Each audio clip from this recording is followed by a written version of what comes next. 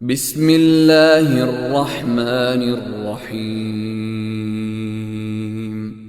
لا حول ولا قوة الا باللہ العلی العظیم اعوذ باللہ من الشیطان اللعین الرجیم بسم اللہ الرحمن الرحیم الحمد للہ رب العالمین حسبنا اللہ ونعم الوکیل نعم المولا ونعم النصیر والصلاة والسلام والتحیۃ والاکرام علی اشرف الانبیاء والمرسلین سیدنا و مولانا حبیب الہ العالمین ابی القاسم محمد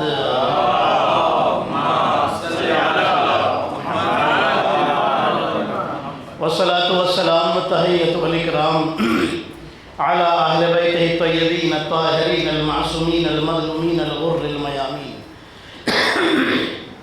سیما بقیت اللہ فی الارضین روحی و ارواح العالمین لتراب مقدمہ الفدا اللہم عجل لولیک الفرج اللہم صلی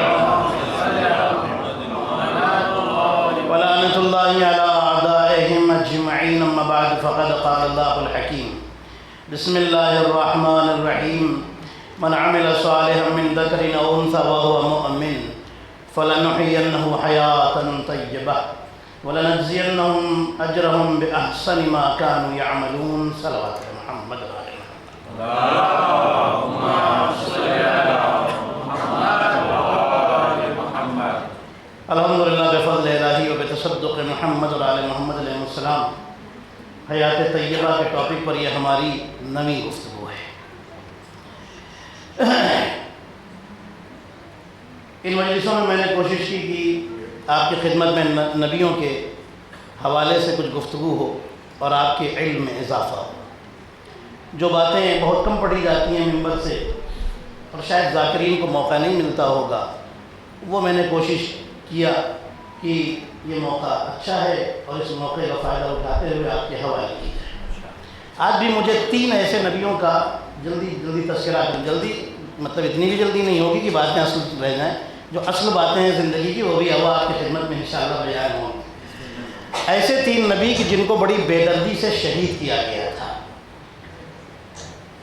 ان نبیوں کے بارے میں آپ کی خدمت میں کچھ باتیں انشاءاللہ عرض کرنے کی کوشش کروں گا بفضل الہی اور بتصدق محمد علیہ محمد علیہ السلام. اللہ کہتا ہے کہ تم پاک زندگی اس وقت حاصل کرو گے کہ جب تم اچھا کام کرو گے. مرد ہو یا عورت جو بھی اچھا کام کرے اور وہ مومن ہو، تب اسے اللہ کہتا ہے کہ ہم پاک زندگی دیں گے. مطلب کچھ تم کرو تو وہ کچھ کرے گا. ہم ہی کچھ نہ کرنا چاہیں، اللہ توفیق دے گا تو نماز شروع کریں گے. کبھی توفیق نہیں دینے والا جب تک ہم کوشش نہیں کریں گے. ایک بہن سے پوچھا کہ تو حجاب کیوں نہیں کرتی ہے؟ کھلے بالوں کے ساتھ پورے شہر کے چکر لگا لیتی ہے. کہنے لگی اللہ توفیق دے گا تو حجاب ہو جائے گا. اللہ ایسے توفیق نہیں دیتا. اللہ نیت دیکھتا ہے کہ جب نیت میں اپنے آپ کو بدلنے کا عنصر پایا جاتا ہے تب اللہ اس پر نظر کرم کرتا ہے اور اسے ہدایت کے راستے پر لے کر کے آتا ہے. کوشش تو کرے آدمی، لاکھ کوشش کر لے. تو میں آپ کی خدمت میں بات کہہ کر کے جلدی سے آگے بڑھنا چاہتا ہوں. پوری توجہ میری طرف رکھیے گا. اس مجلس میں آپ بکھر کے بیٹھے ہیں لیکن میں آپ سے قریب آنے کو نہیں کہہ رہا ہوں چونکہ آپ سن رہے ہیں ماشاءاللہ سے اور سنتے ہی ہیں آپ ماشاءاللہ. لیکن کل کی مجلس میں کوشش کیجیے گا آگے بیٹھے. کل انشاءاللہ زیارت اربعین کی پڑھائی جائے گی، اس کا بہت بڑا ثواب ہے. امام عسکری علیہ السلام فرماتے ہیں اللہم صلی علی محمد وعلی محمد. مومن کی 5 نشانیاں ہیں. 51 رکعت نماز پڑھنا جس میں 17 رکعت واجب اور باقی مستحب نماز ہے. دوسری، دائیں ہاتھ میں انگوٹھی پہننا. تیسرا، جو نمازیں خاموش پڑھی جاتی ہیں ان میں بھی بسم اللہ بلند آواز سے، ٹھیک ہے، جیسے ظہر اور عصر کی پہلی اور دوسری رکعت، ٹھیک ہے، ان میں بھی پہلی اور دوسری رکعت ظہر اور عصر کی، اس میں آپ جب بسم اللہ پڑھیں سوروں سے پہلے تو بلند آواز سے پڑھیں. مطلب بہت سارے لوگ پورا خاموشی سے پڑھ کے نکل جاتے ہیں، لیکن مومن کی نشانی یہ ہے کہ بلند آواز سے بسم اللہ پڑھے. الحمد پڑھنے سے پہلے یا اناطینا یا دوسری رکعت میں الحمد سے پہلے اور قل اللہ سورہ قل اللہ سے پہلے، ٹھیک ہے. یہ مومن کی نشانی جس کا زیادہ ثواب ہے. اور اس کے بعد امام فرماتے ہیں مومن کی ایک نشانی یہ بھی ہے کہ زیارت اربعین پڑھتا ہو. زیارت اربعین پڑھنے والے کے لیے ہے کہ اللہ اس کے رزق میں برکت عطا کرتا ہے، اس کی مشکلوں کو دور کرتا ہے، اور اللہ اس کے گناہوں کو زیارت اربعین پڑھ کے جیسے ہی وہ فارغ ہوتا ہے گناہ معاف کر دیتا ہے. بڑے ثواب ہیں اس کے. کل میں انشاءاللہ آرام سے پڑھاؤں گا تاکہ آپ سب پڑھ سکیں، جیسے پچھلے سال بھی آپ نے پڑھا تھا، اس سے پہلے بھی آپ نے پڑھا تھا. بہرحال عزیزان محترم، انسان حیات طیبہ حاصل کرے اللہ کی توفیق سے، اللہ یہی چاہتا ہے. اور حیات طیبہ یعنی پاک زندگی جس کو مل گئی جنت میں پھر اس کا ٹھکانہ ہے. فَإِنَّ الْجَنَّةَ هِيَ الْمَأْوَىٰ، اللہ فرماتا ہے جنت تو اس کا ٹھکانہ ہے جو پاک زندگی حاصل کر لے گا. ٹھیک ہے، پاک زندگی حاصل کرو جنت میں ٹھکانہ بنے گا، جنت میں جگہ ملے گی. کتنی بھی پاک زندگی ہو جائے، کبھی کبھی ہمارے شیعوں کی زبان پر کچھ جملے ایسے آتے ہیں جو غلط ہوتے ہیں، نہیں آنا چاہیے. ہماری کوئی پریشانی آئی تو انسان کہتا ہے نا، کہنے لگتا ہے اپنی پریشانی کو اہل بیت کی پریشانی سے ملانا شروع کر دیتا ہے. یہ غلط ہے، کبھی نہ ملائیے گا. انہوں نے جو تکلیفیں اٹھائیں نا اسے کوئی تصور سوچ بھی نہیں سکتا ہے. کیا ہم ان کے برابر ہو گئے؟ یا کوئی نعمت مل گئی تو انسان سوچنے لگتا ہے اللہ اکبر. اللہ عمل نہیں دیکھتا، اللہ نیت عمل دیکھتا ہے. لاکھوں خرچ کر دو ایک آیت بھی نہیں آئے گی، وہ 5 روٹی بھیجیں گے تو پورا سورہ دہر آ جائے گا. عزیزان محترم، انسان کچھ بھی کر ڈالے، کچھ بھی کر ڈالے، لیکن اللہ کبھی انسان اہل بیت کے برابر نہیں پہنچ سکتا. انسان جتنی بھی سخاوت کرے، انسان جتنا بھی بڑا عالم بن جائے، انسان جتنا بھی اپنے آپ کو پاک کر لے، حیات طیبہ کا مالک بن جائے، انسان جتنا بھی بڑا طاقتور اور بہادر ہو جائے، کبھی ان کے برابر نہیں پہنچ سکتا. سوچنا بھی گناہ ہے کہ ہم ان کے برابر پہنچ گئے، اس لیے کہ ہم اور ہیں، وہ اور ہیں. جہاں ہم پیدا ہوں وہ جگہ نجس ہو جاتی ہے، جہاں وہ آ جائیں وہ جگہ خانہ کعبہ کہی جاتی ہے.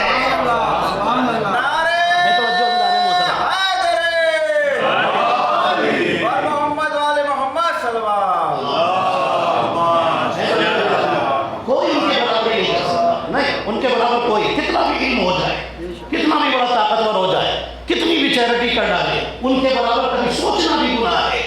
اس لیے کہ جب یہ روٹیاں دیتے ہیں تو سورہ دہر کی آیت آتی ہے، ان کی سخاوت کی تعریف کرتی ہوئی آتی ہے. جب یہ تلوار چلاتے ہیں تو سورہ الحدید کی آیتیں آتی ہیں. جب یہ علم اپنا پھیلانا شروع کرتے ہیں تو قرآن کی آیت آ کر ان کے علم کی گواہی دیتی ہے. جب یہ چادر میں آ جائے تو تطہیر کی آیت ان کی پاکیزگی کی گواہی دیتی ہے. صلوات پڑھیں محمد و آل محمد. ان کے برابر سوچنا بھی گناہ ہے. ہاں عزیزان محترم، خیر حیات طیبہ کے مالک ہمارے بہت سارے نبی اور معصومین حیات طیبہ کے مالک ہوتے ہے نا. تمام معصومین، تمام نبی، تمام رسول، تمام امام، جتنے بھی معصومین ہیں سب ان کے پاس پاک زندگی ہوتی ہے. اور دین پھیلانے کے لیے انہوں نے کیا کیا سیکریفائز دیے ہیں. ایک نبی ہیں جن کا نام ہے حضرت جرجیس نبی، نام سنا ہو شاید آپ نے، ان کا تذکرہ ہے. حضرت جرجیس نبی یہ وہ نبی ہیں کہ دیکھیے بات میں یہاں سے شروع کرتا ہوں. حضرت جرجیس کو اللہ نے حکم دیا، یہ پیلسٹائن میں رہتے ہیں، فلسطین میں. اللہ نے حکم دیا عراق کے شہر میں جاؤ جہاں جسے کہتے ہیں موصل، وہاں پر جاؤ اور وہاں پر ایک بادشاہ ہے جو بڑا ظالم ہے، جا کے اسے سمجھاؤ، اس سے کہو کہ بتوں کی پوجا چھوڑ دے اور اللہ کے سامنے اپنے سر کو جھکا دے، ایمان لے آئے اللہ پر اور ظلم کرنا بند کرے. ہمارے بندوں پر بہت ظلم کر چکا. جیسے ہی نبی جرجیس پہنچے اس کے دربار میں، کہنے لگا کہ کیا بات ہے؟ کہنے لگے اللہ پر ایمان لاؤ، ظلم بند کرو، اللہ کو مانو اور میں اس کا نبی. کہنے لگا میرے شہر سے نکل جاؤ ورنہ اچھا نہیں ہوگا. حضرت جرجیس کہتے ہیں اللہ نے جو ذمہ داری دی ہے میں وہ پوری کر کے چھوڑوں گا. کہنے لگا اچھا ذمہ داری کی بات ہے تو میں بھی ذمہ داری پوری کر کے چھوڑوں گا. اپنے آدمیوں کو بلایا کہ ان کو جیل میں لے جا کر ڈال دو، قید خانے میں ڈال دیا گیا. روایتیں بتاتی ہیں کہ یہ وہ نبی ہیں کہ جن کو 2 مرتبہ اللہ نے مرنے کے بعد پھر زندہ کیا تھا. یہ وہ نبی ہیں حضرت جرجیس نے. اس لیے یہ باتیں میں آپ کی ٹاپک ہی اس لیے میں نے یہ چھیڑا ہے تاکہ نبیوں کے بارے میں پتہ چلے جو کبھی ممبروں سے بیان نہیں ہوتا ہے. حضرت جرجیس قید خانے میں پہنچ گئے. اس نے سوچا 2 دن کے بعد تو یہ بھول جائیں گے کہ کیا پیغام لے کے آئے کہ اپنی ذمہ داری. پھر بلایا، سامنے کھڑے ہوئے، کہنے لگے اللہ پر ایمان لے آؤ. کہنے لگا تو نبی بھی نہیں مانے، 2 دن تک پریشانی اٹھائی وہاں، کہنے لگے کہ نہیں. اب اس نے لوہے کی ایک بڑی کنگھی بنوائی، بہت بڑی کنگھی، اس کو آگ میں گرم کر کے بدن کے اوپر چلوا دیا. پوری بدن کی کھال اور گوشت نیچے آ گیا، ہڈیاں دکھنے لگیں. اس کے بعد جب زخم اوپر آ جائے تو آپ سوچئے کہ ایک مکھی بھی آگے بیٹھے تو لگتا ہے گڑ رہی، چبھ رہی.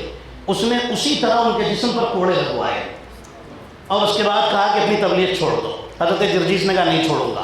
اس نے اپنے آدمیوں سے کہا کہ یہ ٹکڑے کرو، ہاتھ پیر پوری باڈی کے ٹکڑے کر کے کنویں میں ڈال دیے گئے. اب آپ سوچیے کہ پورے بدن کے ٹکڑے ہو گئے، کون بچنے والا ہے؟ ختم ہو گئی زندگی. کنویں میں ڈالے گئے، پورے ٹکڑوں میں پڑے ہوئے ہیں.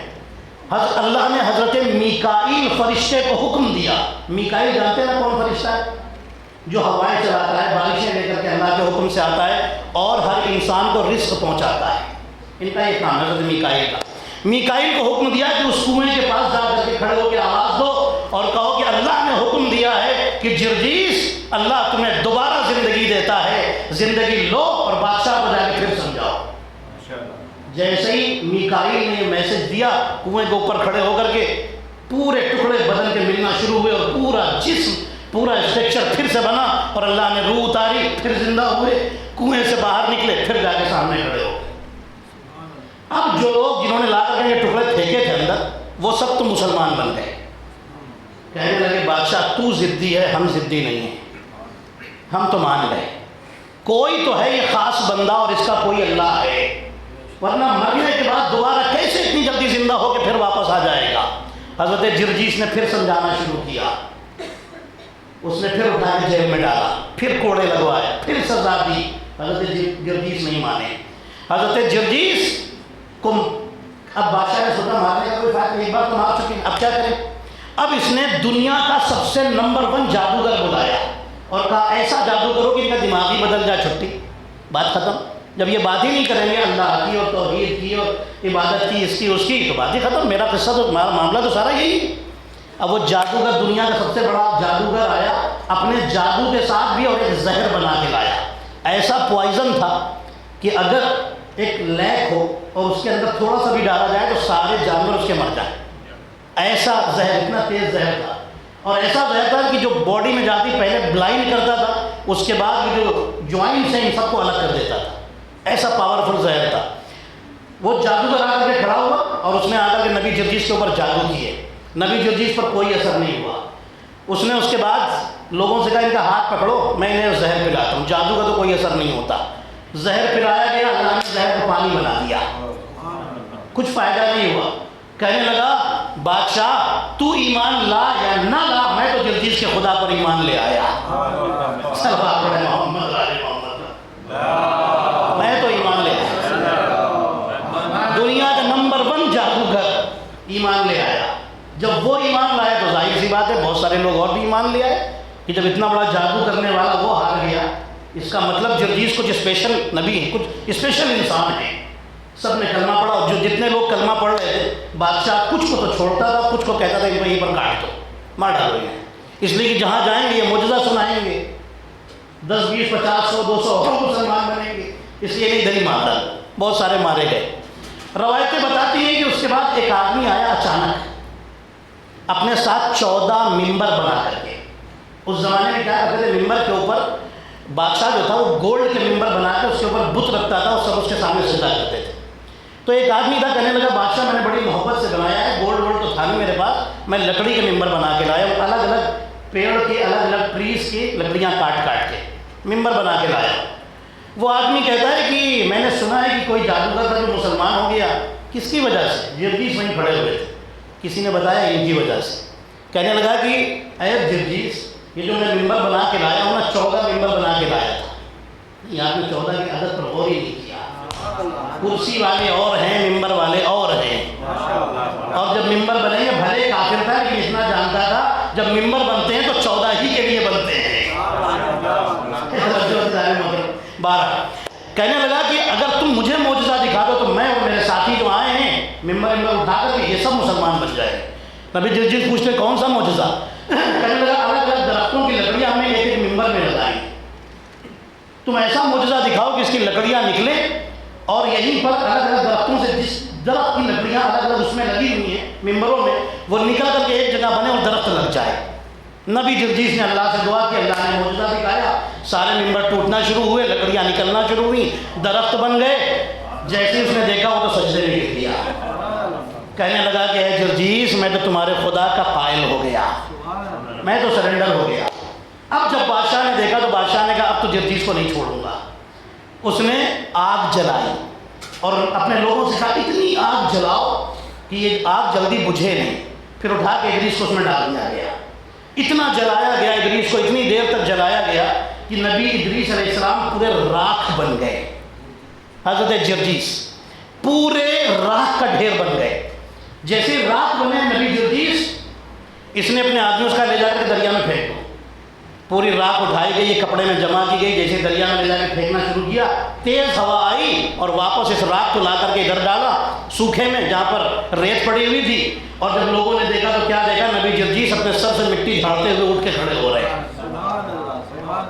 جب جا کے جتنے لوگ یہاں آئے تھے نا یہ بھی مسلمان بن گئے، کچھ تو بھاگ گئے کہ بادشاہ کو پتہ چلے گا تو مار ڈالے گا، لیکن کچھ لوگ وہ تھے کہ جن بادشاہ کو جواب دینا تھا وہ پہنچ گئے۔ وہ جا کر کے بتاتے ہیں، بادشاہ کہتے ہیں سب کو مار ڈالو، جتنے بھی ہیں ختم کر دو انہیں۔ نبی جرجیس کو یہ دوسری بار زندگی اللہ نے دی ہے۔ تیسری بار نبی جرجیس کو ایسا مارا گیا کہ اس کے بعد جب مارنے لگے تو تب نبی جرجیس نے کہا کہ اب میری زندگی پوری ہو چکی ہے، ذمہ داری بھی پوری ہو چکی ہے، جن کو مسلمان بنانا تھا بنا لیا۔ اور روایتوں میں لکھا ہے کہ خود بادشاہ کی بیوی مومنہ بن گئی تھی، بیوی مومنہ بن گئی تھی، اور بیوی کو بادشاہ نے مروا دیا تھا، بیوی کو بھی ختم کروا دیا تھا کہ جو بھی ایمان لائے گا جرجیس کے خدا کے اوپر اسے میں زندہ نہیں چھوڑوں گا، مروا دیا گیا۔ حضرت جرجیس کی پھر شہادت ہو گئی۔ تیسری بار جب شہادت ہوئی پھر اللہ نے زندگی نہیں دی کیونکہ ان کی اتنی ہی زندگی تھی۔ ٹھیک ہے، ایک صلوات پڑھیں عظمت محمد۔ حضرت جرجیس کی زندگی میں نے مختصر آپ کے حوالے کی۔ اب آئیے، اللہ کے ایک نبی ہیں جن کو اللہ نے بڑا علم دیا ہے اور اپنے زمانے کے سب سے بڑے عبادت کرنے والے ہیں۔ ان کا نام ہے حضرت زکریا۔ ان کا نام سب نے سنا ہے؟ اب سنیے گا، میں بی بی مریم اور ان کے حوالے سے، دونوں کے حوالے سے بیان کر رہا ہوں۔ ایک روایت میں یہ ہے کہ حضرت زکریا بی بی مریم کے خالو تھے، خالہ کے ہسبینڈ، ماسی کے ہسبینڈ، سمجھ گیا؟ حضرت مریم کی جو ماں تھی ان کی بہن کے ہسبینڈ، اب سمجھ گئے؟ ماں کے بہن کے ہسبینڈ۔ ایک روایت میں ہے کہ نہیں، یہ غلط ہے، بلکہ بی بی مریم کی جو بڑی بہن تھی ان کے ہسبینڈ تھے، بہنوئی جسے ہمارے اردو میں کہتے ہیں، برادر ان لو۔ ٹھیک ہے، دونوں روایتیں روایتیں بتاتی ہیں کہ ایک بی بی ہیں جن کا نام ہے حنا۔ حنا سمجھ گیا نا کون ہے؟ حضرت مریم کی ماں۔ اور ان کے شوہر، ان کا نام ہے عمران، حضرت عمران۔ قرآن میں سورہ آل عمران میں موجود ہے۔ یہ بی بی مریم کی ماں یہ اللہ سے دعا کرتی، پروردگار مجھے ایک بیٹا عطا کر دے، بیٹا دے دے۔ کیوں؟ کہتی ہیں کہ اگر بیٹا مل گیا تو میں تیرے گھر بیت المقدس کی خدمت میں لگا دوں گی اور وہیں پر عبادت کرے گا بیٹھ کر کے۔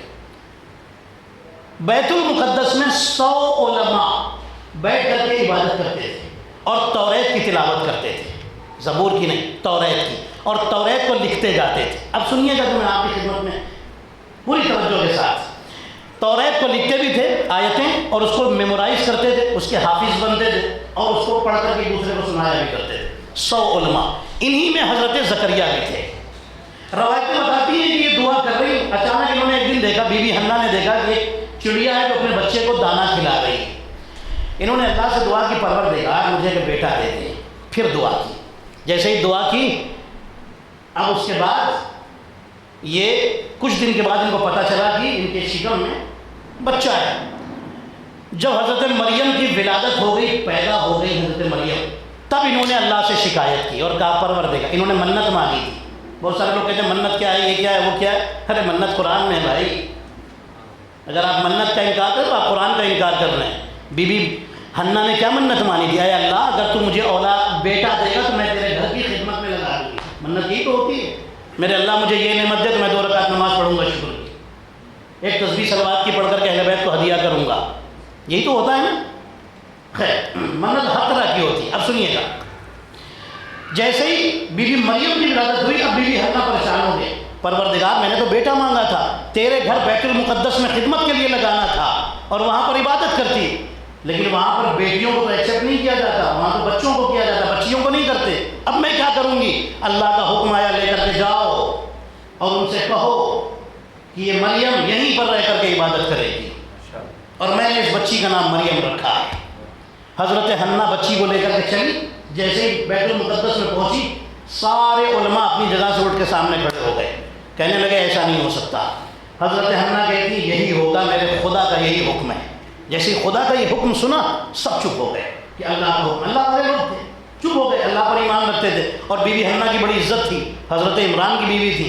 خیر روایتیں بتاتی انہوں نے بچی کو چھوڑا اور واپس مڑ کر کے چلی گئی، اللہ تیرے حوالے، اے اللہ تیرے حوالے۔ اب روایتوں میں لکھا ہے کہ جتنے علماء بیٹھے ہیں انہی میں حضرت زکریا بھی ہیں۔ اب سوال یہ اٹھا کہ اس بچی کو پالے گا کون پالے گا؟ جب سب نے دیکھ لیا نا کہ اللہ کے حکم سے بچی لائی گئی، سمجھ گئے یہ اسپیشل بچی ہے، کوئی عام بچی نہیں ہے، کوئی عام خاتون نہیں ہے، عام بچی نہیں ہے، کچھ اسپیشل۔ اب سب کے دل میں تمنا جانے لگی ہم مریم کو پالیں گے، ہم پالیں گے۔ پھر آپس میں بیٹھ کے ایک میٹنگ ہوئی کہ جتنے لوگ توریت لکھتے ہیں سب اپنا اپنا قلم پین سب لے کر کے چلیں دریا کے کنارے، سب دریا میں اپنا اپنا پین ڈالیں، اور جس کا جن کے قلم ڈوب جائیں وہ اس بچی کو نہیں پالیں گے، جس کا قلم نہ ڈوبے پانی کے اوپر رہے وہ پالے گا۔ سب پہنچے، انہی میں حضرت زکریا بھی ہیں، سب نے اپنے پین اپنے قلم ڈالے دریا کے اوپر، جیسے ہی ڈالے سب کے قلم ڈوب گئے، زکریا کا قلم اوپر رہا، تیرتا رہا۔ اب ڈیسائیڈ یہ ہوا زکریا پالے گے۔ اب اس سے پہلے ایک جملہ سن لیجیے، پتہ یہ چلا، اب کچھ علماء نے اس کی ڈیٹیل میں لکھا ہے کہ زکریا کا قلم اس لیے نہیں ڈوبا کیونکہ یہ ایک معصوم کے ہاتھ کا قلم تھا۔ کیا سنا عزیزان محترم؟ معصوم کے ہاتھ کا قلم تھا، اس لیے ڈوب نہیں سکتا تھا۔ جو چیز معصوم کے ہاتھ میں آ جائے وہ نہیں ڈوبتی ہے، وہ ڈوبتی نہیں ہے، وہ غرق نہیں ہوتی ہے۔ ارے معصوم کے ہاتھ میں جو قلم آ گیا، جب اس میں اتنا اثر ہے کہ وہ نہیں ڈوبتا، تو جس قوم کے دل میں 14 معصوموں کی محبت ہو وہ گناہوں میں کہاں سے ڈوب جائے گی؟ اسے بھی گناہوں میں نہیں ڈوبنا ہے۔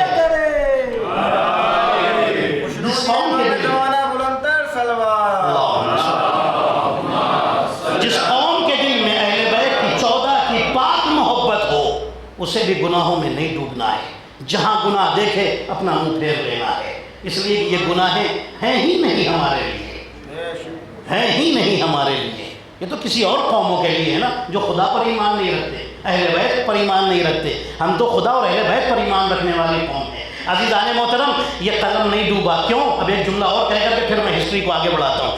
یہ قلم کیوں نہیں ڈوبا؟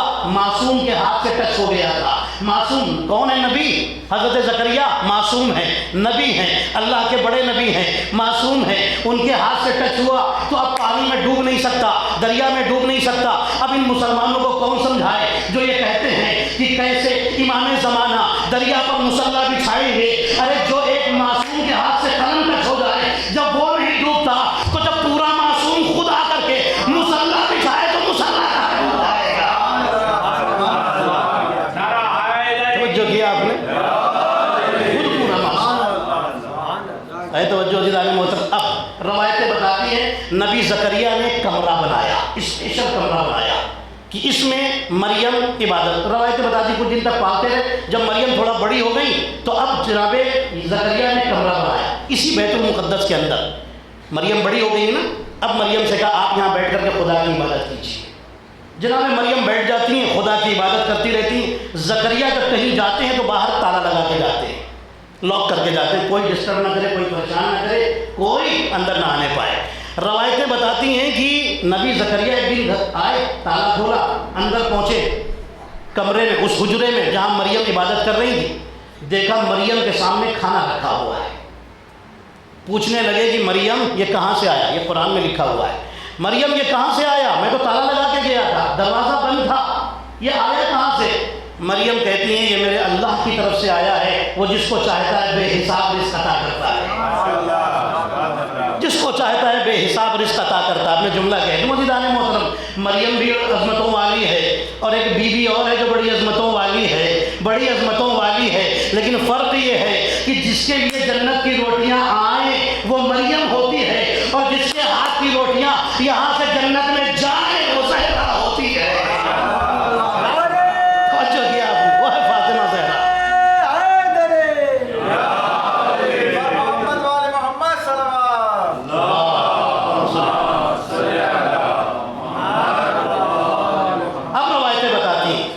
کہ حضرت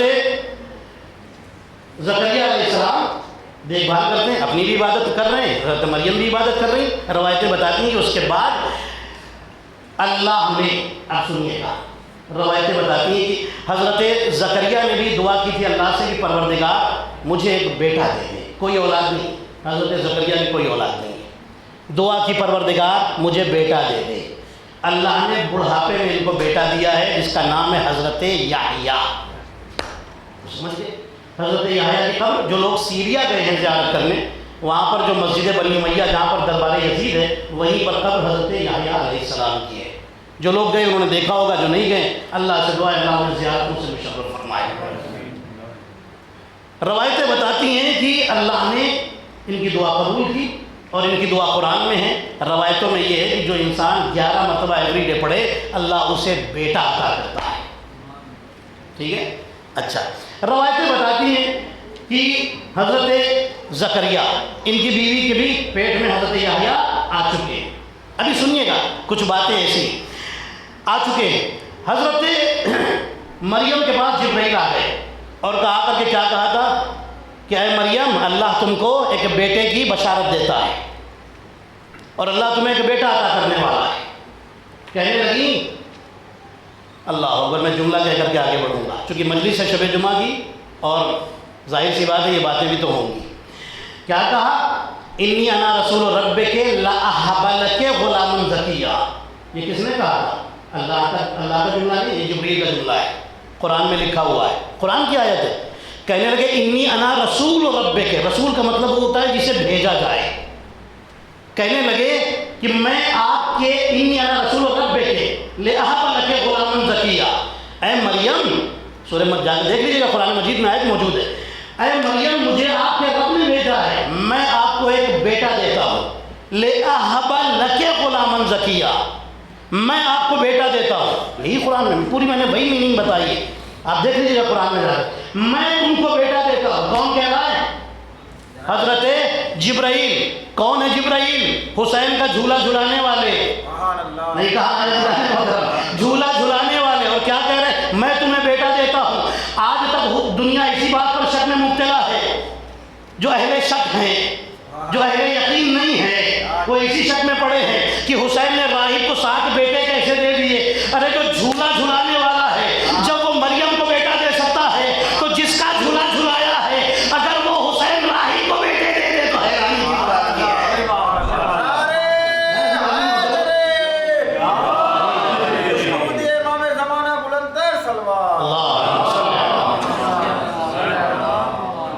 جیسے ہی حضرت زکریا کو پتا چلا کہ مریم کے پیٹ میں بھی بچہ ہے. ہاں، اب کچھ روایتیں بتاتی ہیں کہ جناب مریم کے شکم میں حضرت عیسیٰ ہے، اس کے بعد حضرت یحییٰ اپنی ماں کے پیٹ میں. کچھ روایتیں نہیں اس سے پہلے سے تھے، کیونکہ بی بی مریم کا جو حمل تھا وہ بھی کچھ روایتیں ہیں کہ پورے 9 مہینے تک چلا، کچھ روایتیں ہیں کہ کم بھی چلا. بس جو روایتیں اس میں مجھے نہیں جانا ہے. حضرت زکریا کو جیسے ہی پتہ چلا کہ مریم کے شکم میں ایک بیٹا ہے، حضرت زکریا پریشان ہو گئے. اب حضرت زکریا سوچ رہے کہ جیسے ہی دنیا کو پتہ چلے گا تو میں ان کا منہ کیسے بند کروں گا. اس لیے کہ اس کمرے میں صرف میں آتا ہوں، تالا لگا کے میں جاتا ہوں، چابی میرے پاس ہوتی ہے، لوگ میرے اوپر تہمتیں لگائیں. یہ لکھا ہے، ہسٹری میں لکھا ہوا ہے. جائیے دیکھیے، کتاب کا نام روضۃ الصفا اور تاریخ اسلام، ہسٹری آف اسلام، اس میں یہ پورا ہے. وہیں سے میں آپ کی خدمت میں یہ سنا رہا ہوں. پریشان ہو گئے حضرت زکریا کہ اب کیا ہوگا، لوگ میرے اوپر انگلیاں اٹھائیں گے. حضرت زکریا پریشان ہیں، اپنی بیوی کے پاس آئے اور آ کر کے کہتے ہیں کہ مریم جو حجرے میں ہے اس کے شکم میں تو بچہ ہے. وہ بھی پریشان ہو گئی. زیادہ روایتیں جو ہمارے شیعوں میں یہ ہیں، ہمارے شیعوں کی جو روایتیں اس میں یہ ہے کہ یہ بی بی مریم کی بڑی بہن ہے، بعض روایتیں جو ہیں وہ خالہ والی وہ بھی اپنی جگہ پر روایت ہیں. بہر یہ کہتی ہیں کہ پریشان ہونے کی بات نہیں ہے، زکریا آپ پریشان نہ ہو، آپ مریم کو میرے پاس بھیجیں. مریم آئیں. جب مریم آئیں، مریم کے شکم میں نبی عیسیٰ آ چکے ہیں، جیسے ہی آئیں روایتیں بتاتی ہیں کہ یہ بیوی جو ہیں حضرت زکریا کی وائف یہ بیٹھی ہوئی ہیں، ان کے پیٹ میں بھی ایک نبی ہے حضرت یحییٰ. جیسے ہی مریم آئیں، یہ بیٹھی ہوئی تھی، پیٹ سے جیسے ہی مریم قریب پہنچی، سامنے پہنچی نا، پیٹ سے آواز آئی، اے اماں احترام میں اٹھو، اس لیے کہ کائنات کی ایک عظیم بیوی مریم آ رہی ہے، اس کے پیٹ میں وہ بچہ ہے جو کائنات کا ایک عظیم نبی بننے والا ہے. اٹھیے. اٹھا دیا. عزیزان محترم غور کیا آپ نے؟ یہ تاریخ اور آگے جا کر کے پھر ایک مرتبہ دہرائی ہے. نہیں آپ نے غور نہیں کیا. جب فاطمہ بنت اسد کے شکم میں علی تھے، رسول آتے تھے، اٹھا کر کھڑے کر دیتے تھے اور کہتے تھے اماں اٹھ کر کھڑی ہوئیے، کائنات کا سب سے بڑا نبی محمد مصطفیٰ آ رہا ہے. سلوات پڑھنے عظمت محمد اور آل محمد پر.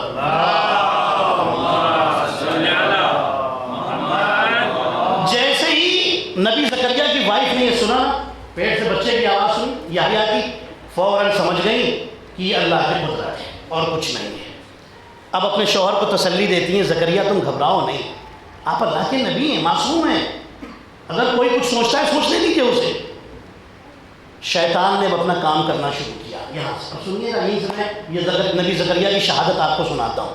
شیطان نے کام کرنا شروع کیا، لوگوں کے دماغ میں یہ بات ڈال دی کہ زکریا اس کے ذمہ دار ہے، زکریا ذمہ دار ہے. لوگ تو بڑی عزت کرتے تھے، حضرت زکریا کی، بی بی حنہ کی، حضرت عمران کی، بی بی مریم کی، سب کی عزتیں ہوتی تھی. اب لوگ غصے میں آ گئے، بنی اسرائیل والے غصے میں آ گئے، سب نے گھیر کے انہیں مارنے کی کوشش کی. پلان بنایا کہ زکریا کو مار دیا جائے. جب انہیں مارنے کا پلان بنا، اب روایتیں بتاتی ہیں جب ان کو پتہ چلا کہ میرے مارنے کا پلان بن چکا ہے، یہ جنگل کی طرف دوڑے. جیسے ہی جنگل کی طرف بھاگے، ایک بہت موٹا درخت لگا ہوا ہے، جھاڑ تھا بہت موٹا سا. اللہ کا حکم ہوا، وہ کھل گیا بیچ سے. حضرت زکریا اس کے بیچ میں گئے، اس نے اپنے اندر چھپا لیا. حضرت زکریا جیسے ہی چھپایا، ان لوگوں نے دیکھ لیا، فوراً اس جھاڑ کو گھیر لیا اور لوگوں سے کہا بڑا ایک آرا لے کر کے آؤ. آری سمجھتے ہیں جس سے لکڑی کاٹی جاتی ہے، آرا مطلب بڑا جو ہوتا ہے، تو اردو میں آرا کہتے ہیں. آرا لے کر کے آؤ. آرا لایا گیا، اس درخت کو بیچ سے کاٹ دیا گیا. حضرت زکریا شہید ہو گئے، بیچ سے دو ٹکڑے ہو گئے. روایتیں بتاتی ہیں اس کے بعد یہ جنازہ باہر آیا اور پھر کچھ چاہنے والوں نے آ کر کے نبی زکریا کو دفن کیا. یہ ہے شہادت حضرت زکریا علیہ السلام کی. اب روایتیں بتاتی ہیں کہ ان کے بیٹے جو ہیں حضرت یحییٰ، یحییٰ کے بارے میں یہ ہے کہ حضرت یحییٰ اتنا اللہ کے خوف سے روتے تھے، اتنا روتے تھے اللہ کے ڈر سے کہ اتنی ہر وقت زیادہ تر روتے تھے. بڑے خوبصورت تھے، بہت خوبصورت ہینڈسم آدمی تھے حضرت یحییٰ نبی، بہت اونچی ہائٹ تھی اور بڑے شاندار انسان تھے. ہر وقت چہرے پہ ایک لوگوں سے جب ملتے تھے تو مسکراہٹ رہتی تھی، اور اس کے بعد صرف اللہ کے ڈر سے رویا ہی کرتے تھے. سوچیے کتنے بڑے نبی ہیں اور اللہ کے ڈر میں رو رہے ہیں. اتنا روتے تھے کہ یہ جو اسکن ہے نا جہاں سے آنسو گرتا ہے، یہ پوری گل کر کے ختم ہو گئی تھی، دانت دکھتے تھے ان کے. اتنا روتے تھے اللہ کے ڈر سے، اتنا ڈرتے تھے. اور ایک واقعہ تھا اس نے ان کو اور رونے پر مجبور کر دیا. ایک دن ان کے باپ حضرت زکریا تقریر کر رہے تھے. اجازت ہے آپ کی تھوڑا سا بات کر کے اس کو کمپلیٹ کر دوں حضرت یحییٰ کے علیہ السلام کے بارے میں. ایک دن ان کے باپ حضرت زکریا تقریر کر رہے تھے، لوگوں کو کچھ سکھا رہے تھے، سمجھا رہے تھے. انہوں نے بتایا جہنم میں ایک جگہ ہے جس کا نام ہے، ایک پہاڑ ہے اس کا نام ہے سکران. اس پہاڑ کے نیچے ایک ویلی ہے، وہ ہوا میں ایسے، اس کے نیچے ایک ویلی ہے، اس کا نام ہے غضبان. اس غضبان میں آگ کے، لوہے کے آگ سے جلتے ہوئے تابوت رکھے ہوئے ہیں، باکس، کوفن، اور وہ آگ کی زنجیروں میں بندھے ہوئے ہیں. ان کے اندر اللہ نے گنہگاروں کو ڈالا ہوا ہے، بند کیا ہوا ہے، اور قیامت تک یہ سزا چلتی رہے گی. جیسے یہ سنا، حضرت یحییٰ روتے ہوئے اور چیختے ہوئے وہاں سے اٹھے اور جنگلوں میں چلے گئے. پھر بہت روتے تھے، بہت، اس کے بعد روتے ہی رہتے تھے. اور جو روایتوں میں لکھا ہے کہ جو شہر کا بادشاہ تھا وہ نبی یحییٰ کی بڑی عزت کرتا تھا، بڑی عزت کرتا تھا، مانتا تھا نبی یحییٰ کو. لیکن اسی بادشاہ نے حضرت یحییٰ کو مروا دیا. کیسے؟ روایتیں بتاتی ہیں یہ جو بادشاہ تھا اس کا نام ہے بخت النصر. اس کا ایک بڑا بھائی تھا، بڑے بھائی کی ایک بیٹی تھی. بڑا بھائی مر گیا تو اس بخت النصر نے اپنی بھابھی سے، یعنی بڑے بھائی کی وائف سے شادی کر لی. تو بیٹی بھی آ گئی، جب بیٹی آ گئی حضرت یحییٰ کی زندگی میں بہت شارٹ کر کے آپ کی خدمت میں سنا رہا ہوں کیونکہ مجھے غم کے بیان پر بھی آنا ہے. بیٹی بھی ساتھ میں آ گئی. بخت النصر نبی یحییٰ کی بڑی عزت کرتا ہے, بڑا احترام رسپیکٹ کرتا ہے. اب یہ جو عورت آئی ہے نا یہ بڑی عمر کی ہے, بڑی ایج کی ہے. اس نے دیکھا کہ میرے اندر بڑھاپا آ رہا ہے. اس نے سوچا کہ یہ بخت النصر تو بادشاہ ہے, یہ کسی دوسری عورت سے شادی کر لے گا, اس سے اچھا یہ ہے کہ میں اپنی بیٹی سے اس کی شادی کر دوں. سنیے یہ کیا ہوا ہے. جیسے اس نے سوچا اب یہ جو بیٹی اس کے ساتھ ہے بخت النصر کی تو بھتیجی ہوئی نا, بھائی کی بیٹی ہے, محرم ہے اس کی, شادی ہو ہی نہیں سکتی, حرام ہے. روایتیں بتاتی ہیں کہ اس نے بادشاہ سے کہا کہ یہ جو تمہارے بھائی کی بیٹی اسی سے شادی کر لو. کہنے لگا کہ میں یحییٰ سے رائے لوں گا, ایڈوائز لوں گا. نبی یحییٰ کیا کہتے ہیں؟ کہنے لگے نہیں یحییٰ کے پاس جانے کی ضرورت نہیں. سمجھ گئی نا یحییٰ تو منع کر دیں گے. کہنے لگے نہیں وہاں جانے کی ضرورت نہیں. بہت روکا بہت روکا. ایک دن حضرت یحییٰ کسی کام سے اس کے پاس ہی پہنچ گئے. اس نے کہا موقع اچھا ہے, ہاں یہ یحییٰ انہیں سے پوچھ لیا جائے. جیسے ہی نبی یحییٰ سے پوچھا اس وقت وہ عورت اور اس کی بیٹی سب بادشاہ کے ساتھ موجود تھے. بادشاہ نے پوچھا کہ میں اس سے شادی کرنا چاہتا ہوں. نبی یحییٰ پوچھتے ہیں رشتہ کیا ہے اس سے؟ کہنے لگا کہ یہ میرے بھائی کی بیٹی. حضرت یحییٰ فرماتے ہیں یہ محرم ہے اور محرم سے شادی حرام ہے. تمہاری بھتیجی ہے, بیٹی کی طرح, شادی حرام ہے, نہیں ہو سکتی. اب یہ دونوں عورتیں بڑے غصے ہیں. یحییٰ تو چلے گئے. اب ان لوگوں نے بادشاہ کو بھڑکانا شروع کیا حضرت یحییٰ کے خلاف.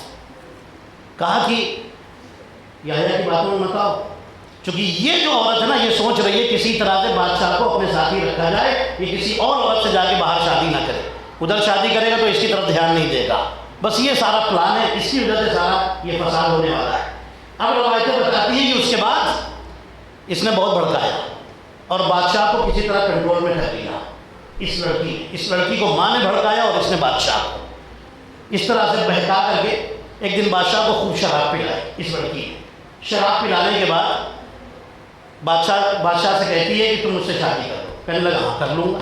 اب تیار ہو گیا. جیسے ہی تیار ہوا حضرت یحییٰ علیہ السلام کو پتہ چلا. حضرت یحییٰ فرماتے ہیں یہ شادی نہیں ہو سکتی, حرام ہے. روایتیں بتاتی ہیں کہ جیسے ہی یہ بات پہنچی بادشاہ تک, وہ تو نشے میں تھا, وہ اس لڑکی سے کہتا بتاؤ میں کیا کروں. اگر یحییٰ نے پوری سب کو بتا دیا جا کر کے اور سب جگہ بات پھیل گئی تو میری تو بدنامی ہوگی. وہ اور لڑکی کہتی ہے کہ میں اپنی ماں سے پوچھ کے آتی. ماں کے پاس آئی. ماں نے کہا کہ بادشاہ اس وقت نشے میں, اس سے کہو کسی اپنے سپاہی کو بلا کر کے حکم دے کہ جا کر کے یحییٰ کو قتل کر دے, ختم کرے قصہ. اب ظاہر سی بات ہے سپاہی کو بلایا گیا ہے, سپاہی کا تو کام ہی ہے مار کاٹ کرنا. بادشاہ نشے کے عالم میں بلاتا ہے سپاہی کو, کہتا ہے یحییٰ کو مار کے ان کا سر لے کے آؤ. اس عورت نے, اس لڑکی نے ڈیمانڈ کی ہے اپنی ماں کے کہنے پر, جب یحییٰ کا سر لے کے آؤ گے تب میں تم سے نکال کر شادی کروں, شادی کرو, جو اس ٹائم کی شادی ہوتی. روایتیں بتاتی ہیں کہ اس کا آدمی گیا, سپاہی گیا اور جا کر کے حضرت عیسیٰ کا سر قلم کر دیا. حضرت عیسیٰ کا سر کاٹا گیا. روایتیں بتاتی ہیں, اب سنیے گا, حضرت یحییٰ کا سر کاٹا گیا. حضرت یحییٰ نبی کا سر کٹا. جیسے ہی سر کٹا خون کے قطرے زمین پر جہاں جہاں گرے وہاں سے خون ابلنا شروع ہو گیا. غور کیجیے گا, یحییٰ نبی کا خون ہے.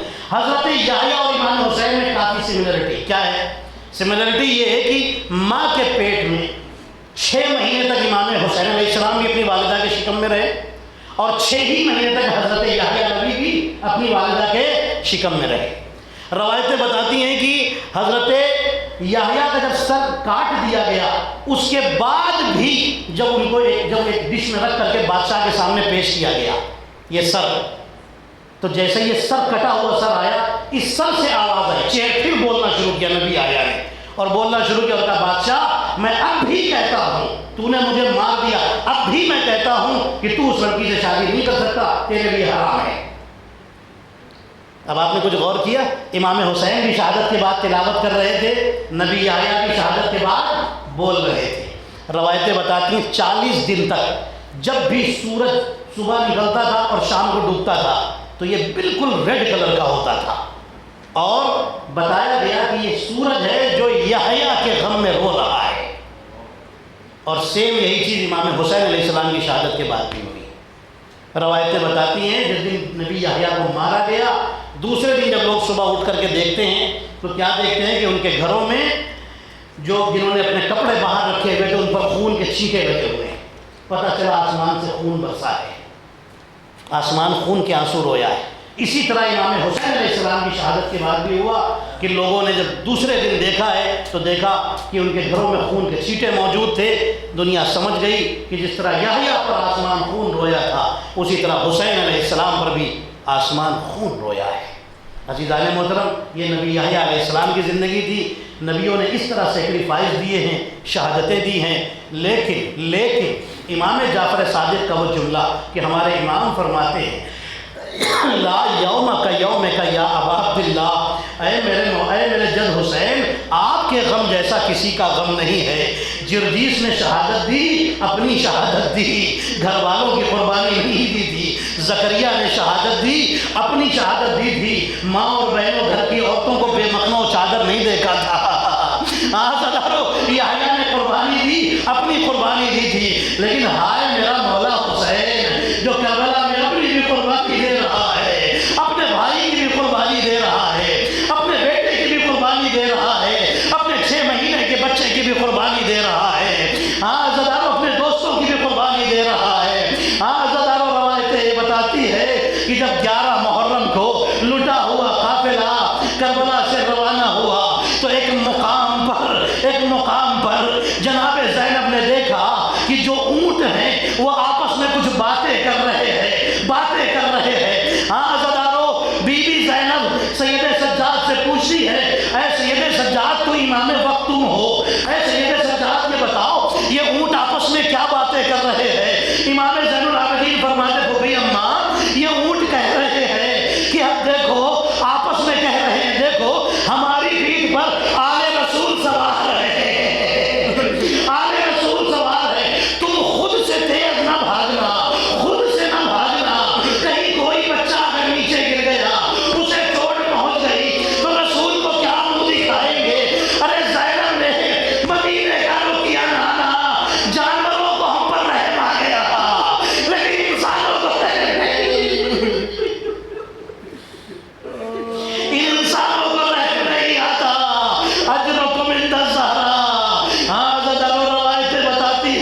روایتیں بتاتی ہے امام سجاد سے کسی نے مدینے میں آ کر سوال کیا، مولا آپ کا غم بڑا عظیم ہے، مولا میں نے ایک بات سنی ہے، مولا میں نے سنا ہے آپ کی پھوپھی زینب کے سر پہ خون جمع ہوا تھا جب وہ شام میں داخل ہوئی تھی، اور جب وہ دربار یزید میں داخل ہوئی تھی تو ان کے سر پہ خون جمع ہوا تھا، خون جمع تھا۔ مولا یہ سر پہ خون کیسے جمع تھا؟ امام فرماتے بڑی دیر تک امام روئے، رونے کے بعد فرماتے تم نے کیا یاد دلا دیا؟ ارے سن، جب قافلہ جا رہا تھا جب اونٹ اور ناقے دھیرے ہوتے تھے، ان کی رفتار کم ہوتی تھی تو عمر